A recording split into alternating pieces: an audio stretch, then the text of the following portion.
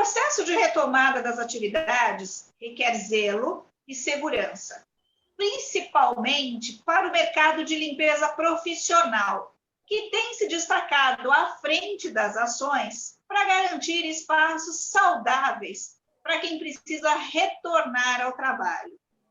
Importante aliado neste momento, a testagem de superfícies e pessoas vem ajudando muito o setor.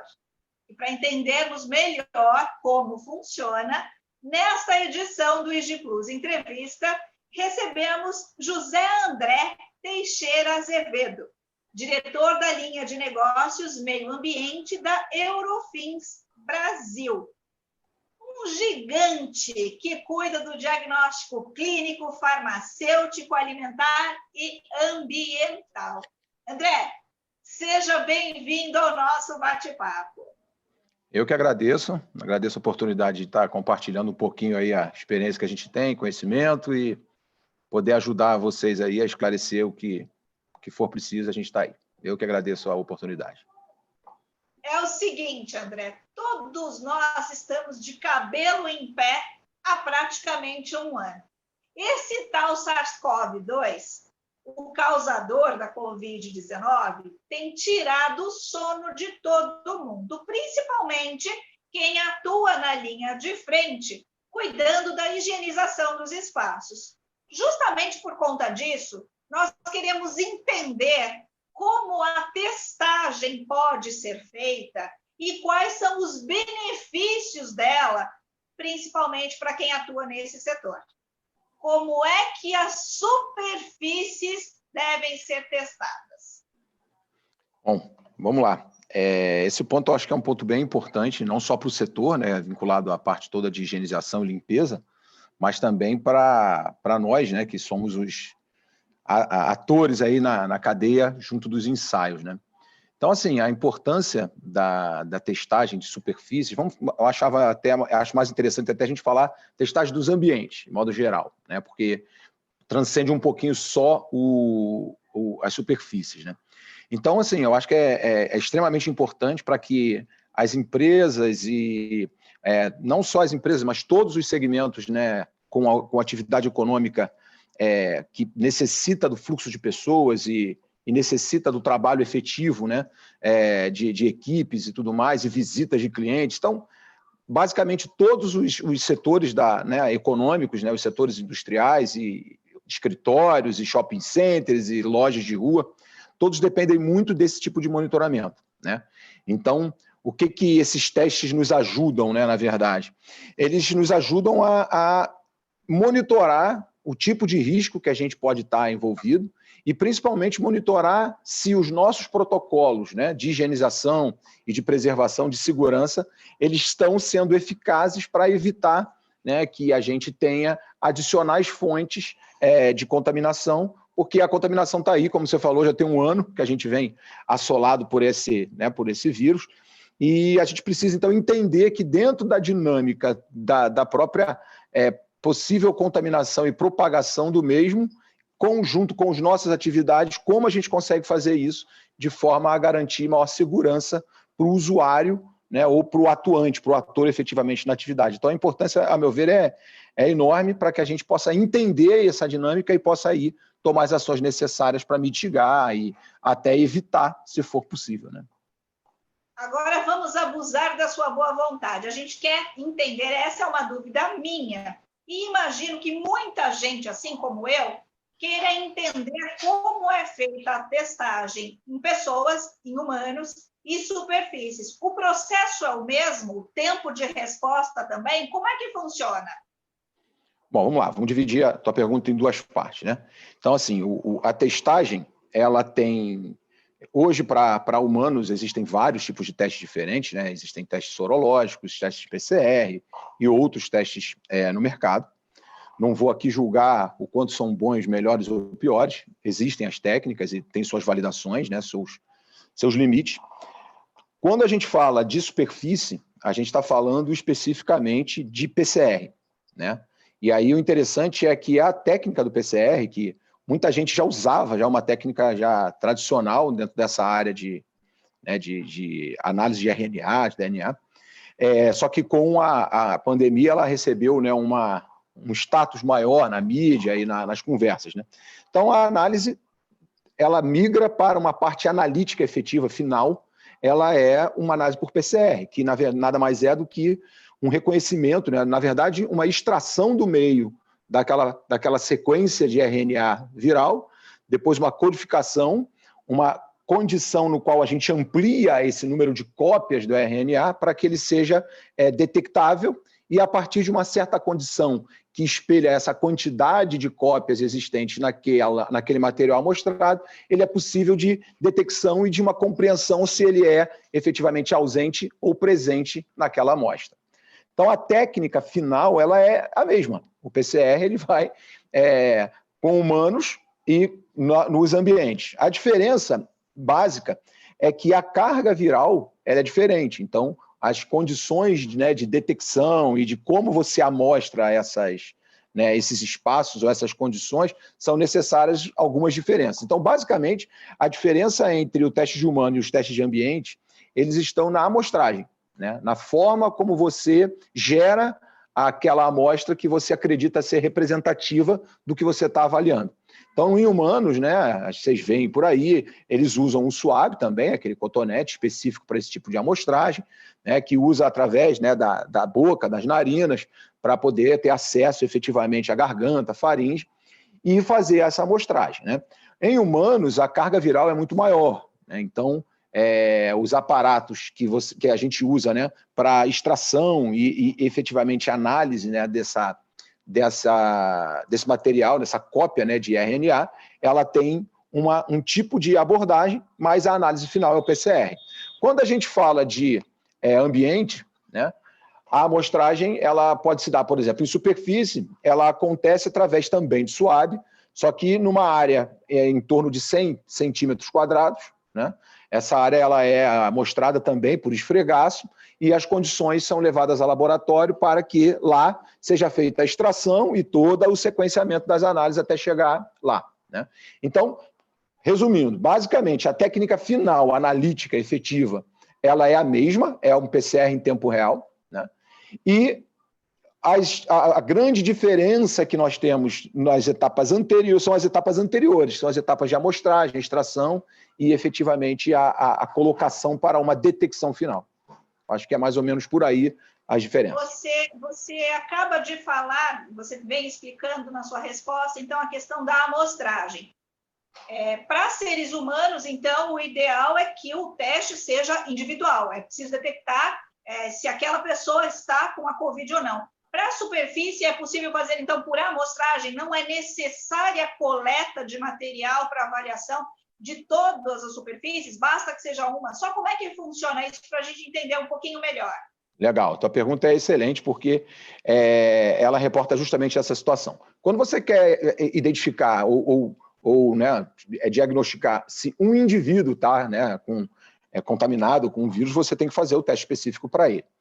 Quando você vai para a linha de monitorar ambiente, essa é uma das grandes vantagens que a gente vê em quem está monitorando continuamente o seu ambiente. Você pode evitar a testagem em massa dos indivíduos, né, e optar por testagens que podem dar um alerta, né, de que aquelas condições ambientais podem ter um indivíduo contaminado ou algum indivíduo contaminado passou por ali e ali se transformou em possibilidades de vias de contaminação.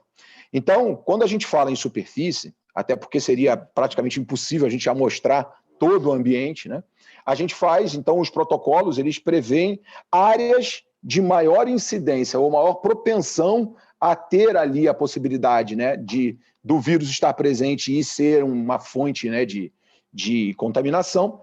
E isso é muito baseado na estrutura ou no próprio ambiente em si. E aí são elencadas, né? Existem grades, tabelas, dependendo da atividade econômica, dependendo da característica daquele ambiente, como e quais são as superfícies mais indicadas a serem avaliadas, né? Então, um exemplo bem básico, mas, por exemplo, numa copa de um escritório, que é muito comum, uma área, né, uma área comum, onde tem uma máquina de café, um bebedouro, o suporte para copo, tudo isso é um cenário bem comum do nosso dia a dia. Então, será que o chão, as paredes, o teto podem ter algum tipo de comunicação? Até podem, mas a maior propensão é estar onde a gente manuseia mais. Então, onde são os botões da máquina, onde é o interruptor da sala, onde é o próprio bebedouro, onde você tem que apertar ou manusear alguma coisa ali. Então, a gente mapeia dentro de todas as áreas. Então, por exemplo, um shopping.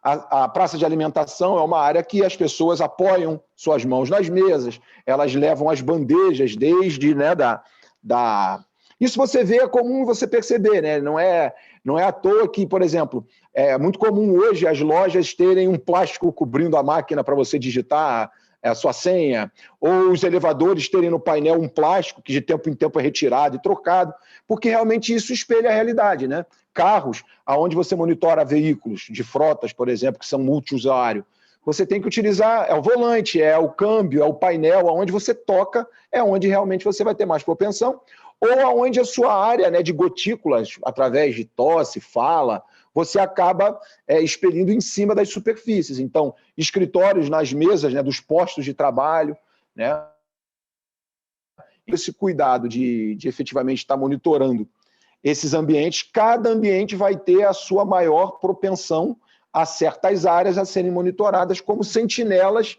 do ambiente como um todo. É mais ou menos essa...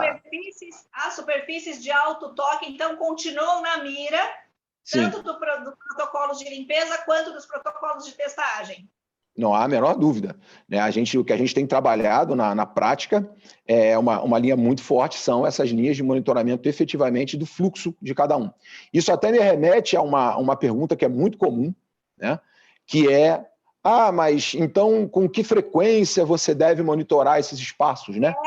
Era a minha seguinte pergunta, você já Eu imagino. Então, porque isso é muito comum, é uma pergunta, a gente brinca, é a pergunta do milhão, né? Porque, na verdade, ela é aquele tipo de pergunta que a resposta é a pior e melhor possível. Pior porque não existe uma frequência efetiva. Eu não tenho uma receita de bolo que eu vou te falar, olha, Carla, a gente trabalha assim e não.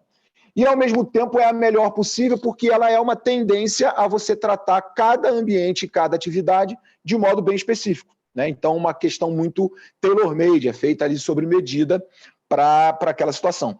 Então, quando a gente tem essa pergunta da frequência, é aí que entra um ponto bem relevante, ainda mais quando a gente está falando do segmento, né, de limpeza e higienização profissionais, né? É que, na verdade, é uma conjunção de fatores que tem que estar o tempo inteiro o usuário, a empresa ou as empresas vinculadas a esse setor e as empresas de testagem, porque quando você começa a criar esse tipo de ambiente, né, você começa a ter uma análise crítica mais construtiva. Então, o que eu estou querendo dizer? Cada estabelecimento tem já a sua dinâmica, a sua estrutura, ou seja, quantas pessoas entram e saem desses diversos departamentos ou setores. Eles passam por uma prévia avaliação ou é aberto ao público. Então, tem uma diferença entre lojas de shopping, né, por exemplo, e lojas de beira de rua, porque o acesso é diferente. Então, essa dinâmica tem que ser entendida.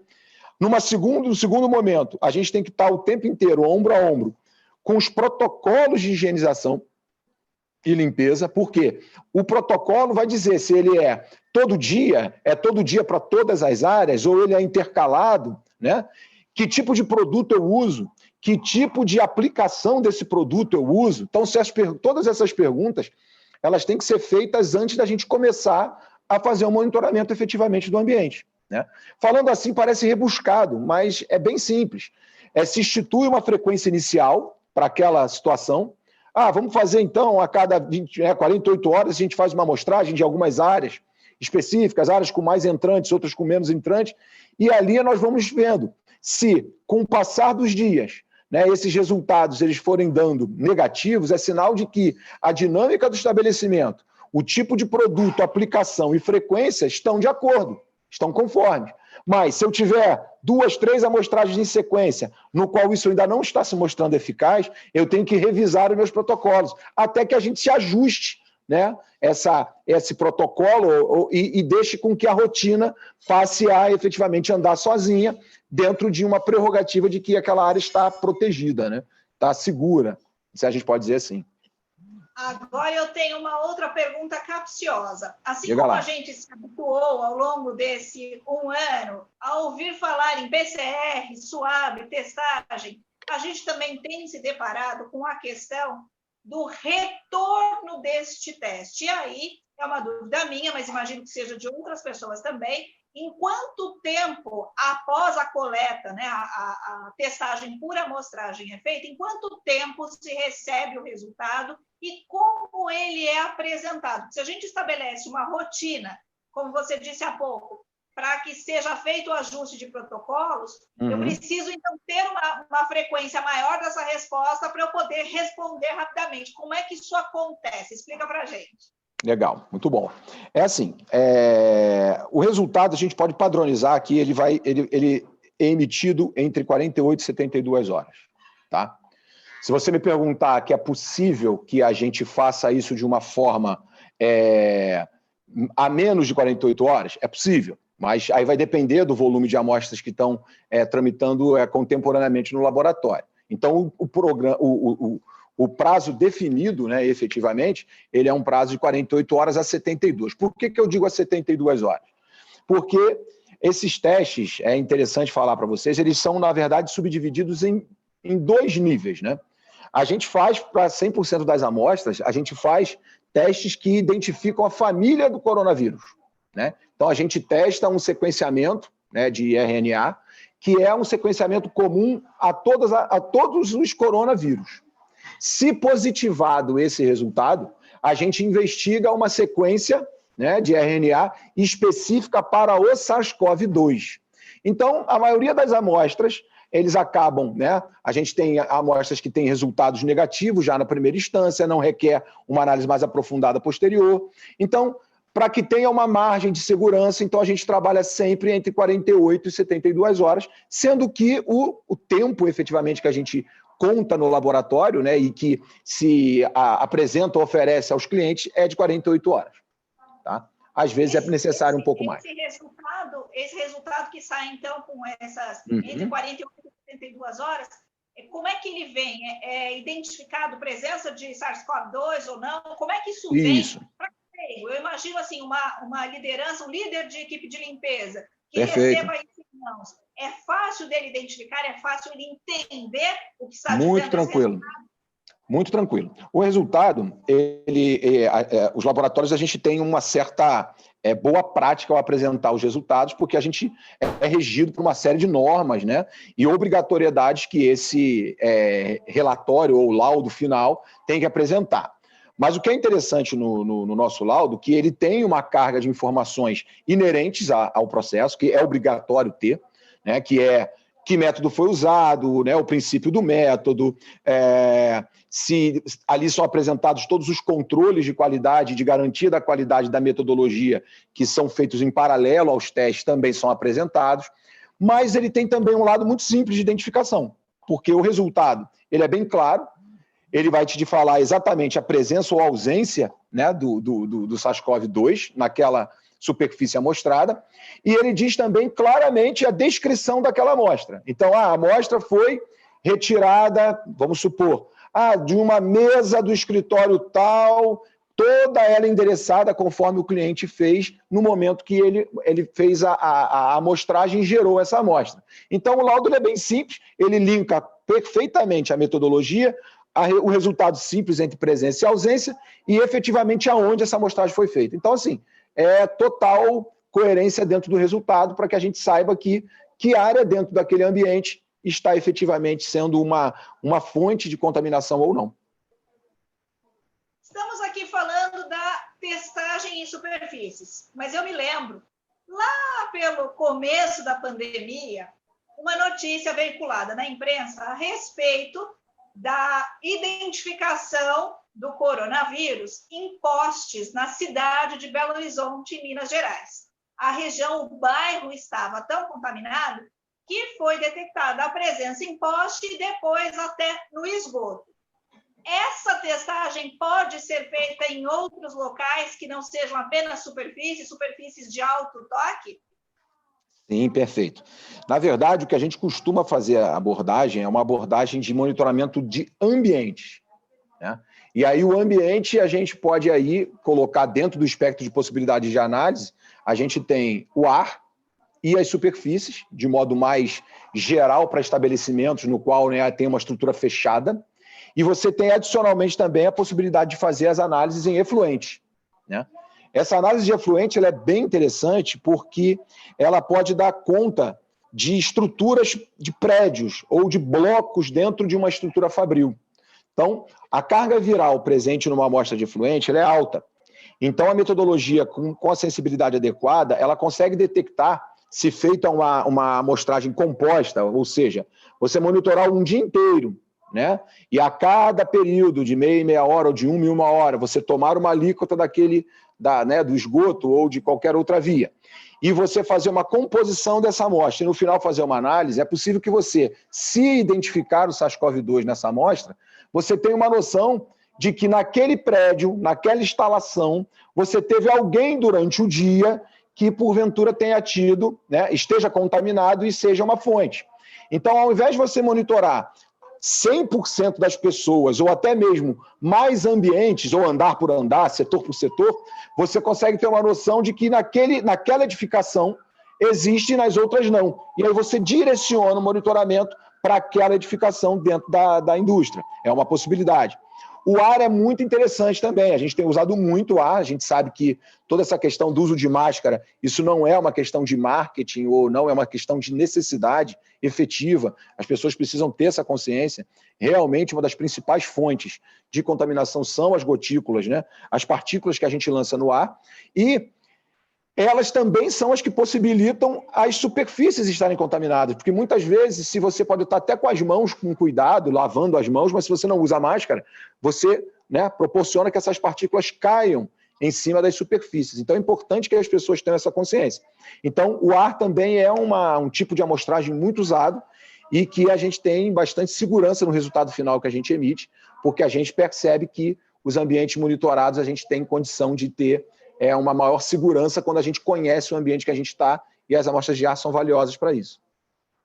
Você tocou num ponto até interessante, até porque a OMS soltou recentemente uma orientação dando conta de que a ventilação dos ambientes e a qualidade do ar em ambientes fechados é primordial também para evitar a propagação do coronavírus. E lembrando que muito recentemente, a gente teve, sim, ondas do Zika vírus, da chikungunya e outros vírus que causaram danos também. Então, isso mostra que é um hábito que deve ser incorporado para que a gente tenha efetivamente ambientes mais saudáveis. Sem dúvida, não tem a menor dúvida quanto a isso. Eu acho que a gente vai estar efetivamente experimentando uma mudança cultural, né? A gente comenta muito, né, como no início da pandemia a estranheza pelo uso de máscara, né? E a gente começa a ver que, nossa, os orientais usam muito, né? Porque grandes populações, grandes densidades demográficas. Então, as pessoas já usam isso como uma prática para se proteger e proteger os demais, né, presentes, né, da população. Então, a gente vai ter que começar realmente a ter essa cultura, né, a cultura de muitos lugares fechados, sempre com ar-condicionado circulante. Então, de repente, ter um ambiente um pouco mais amplo, um pouco mais ventilado, né? E, então, não tenha dúvida que a gente vai passar por uma mudança cultural fortíssima, né? Várias empresas já estão passando, né?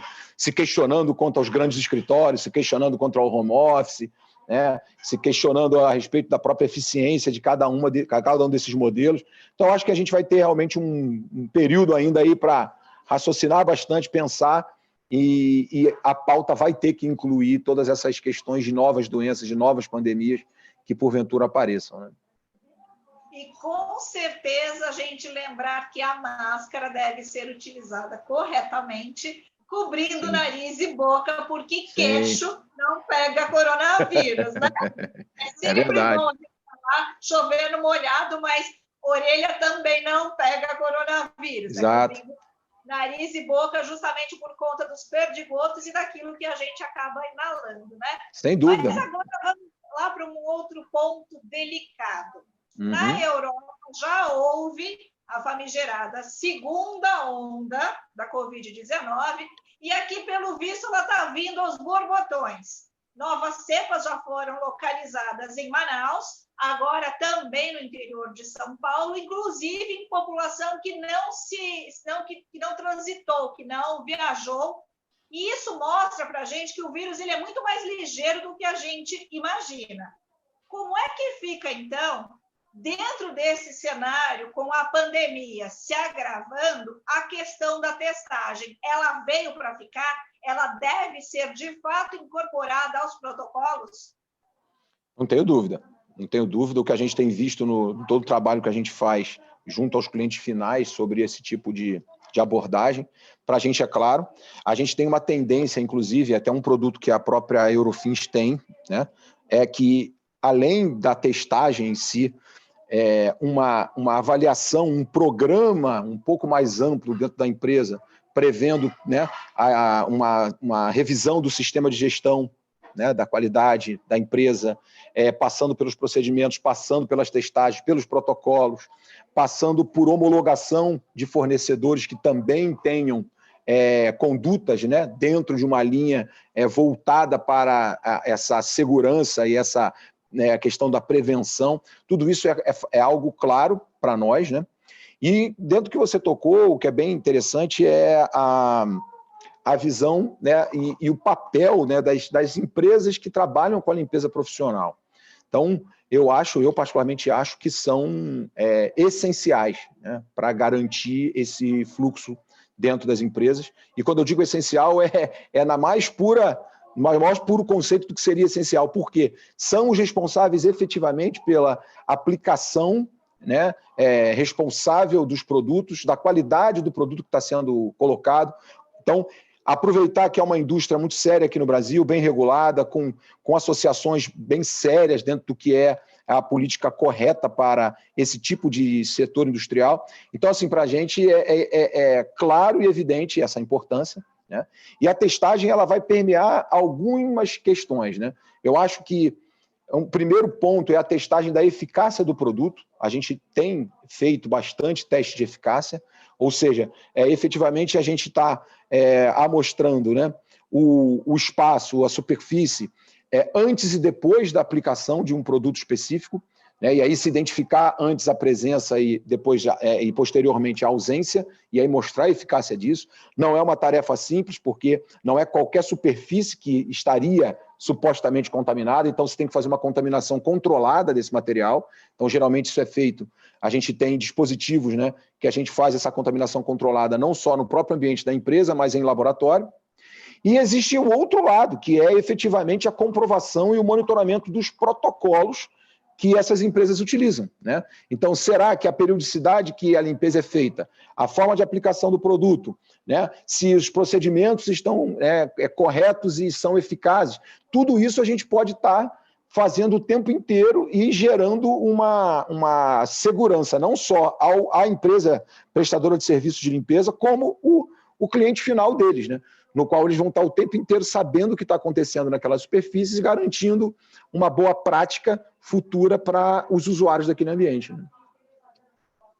Agora a pergunta que não quer calar, que vale uma fortuna, mas que eu vou fazer para você, para explorar um pouquinho o meu convidado. Diga lá. O que a gente pode esperar quando esta famigerada pandemia acabar? Olha, eu acho que a gente pode esperar eu acredito muito fortemente nisso, a gente pode esperar uma mudança cultural forte, né?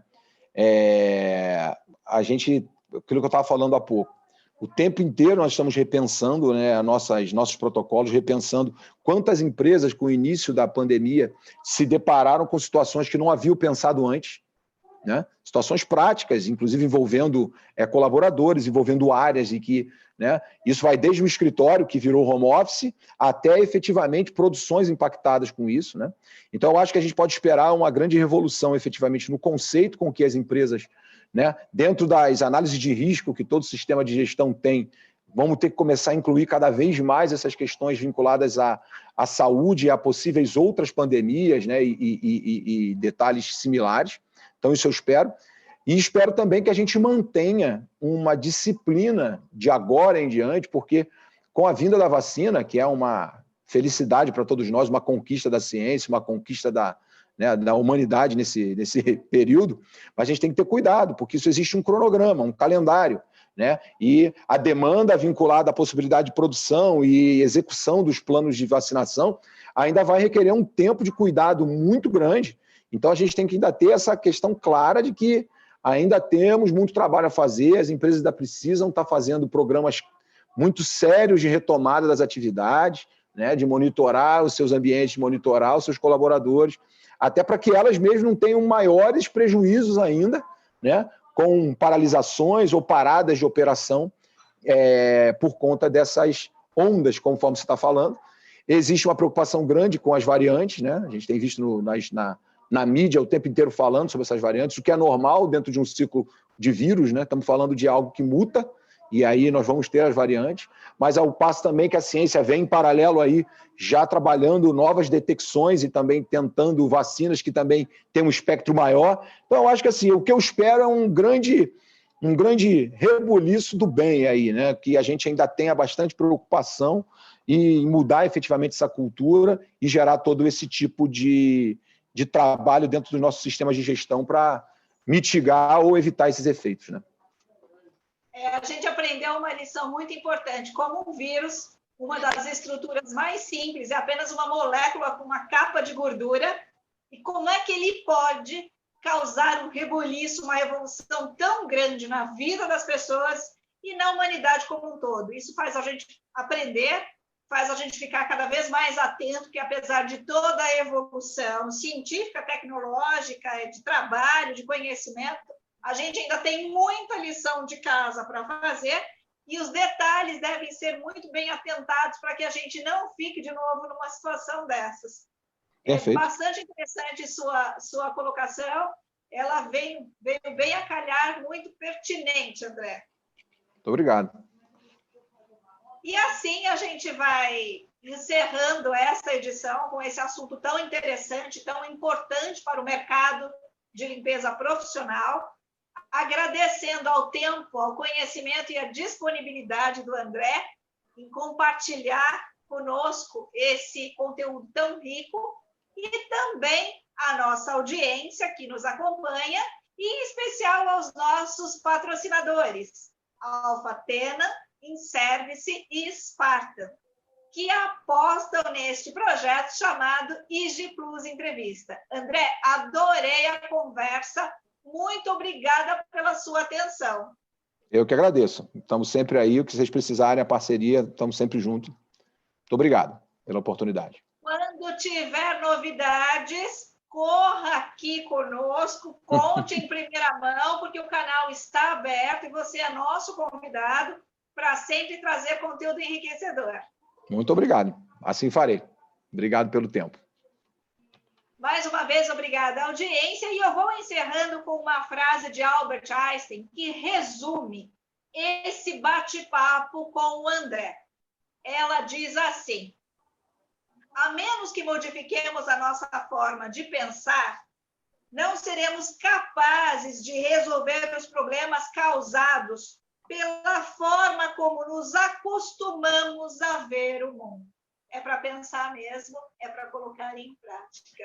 Esse foi o IG Plus Entrevista. Muito obrigada e até a próxima edição.